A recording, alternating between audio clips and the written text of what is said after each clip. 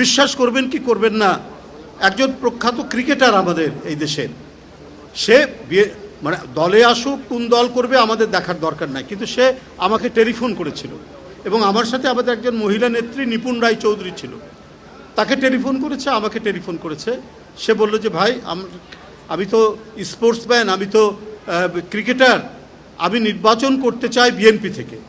তো খুবই আনন্দিত হলাম। আমি বললাম তোমার মতো একটা ছেলে যদি আসে, আমি ওইভাবে চাই না যে তুমি খেলা ছেড়ে চলে আসো, কিন্তু তুমি করতে চাও নিশ্চয়ই আমি রাজি আছি। এটা 2018 সালের আগের কথা বলছি। কিন্তু পরে দেখলাম সে আরেকটি রাজনৈতিক দল থেকে সে নির্বাচন করে এমপি হয়েছে। তারপর মনে হয়েছে তার উপর চাপ প্রয়োগ করা হয়েছে, তাকে নানাভাবে উৎপীড়ন করা হয়েছে এবং তার যে খেলার যে প্রতিভা এবং তার জাতীয় আন্তর্জাতিক যে পরিচয় খেলার মাধ্যমে, সেটাকে নিশ্চিহ্ন মুছে দেওয়ার জন্য নানাভাবে চাপ প্রয়োগ করে তাকে নিয়ে যাওয়া হয়েছে তার দিকে। এটা কেন?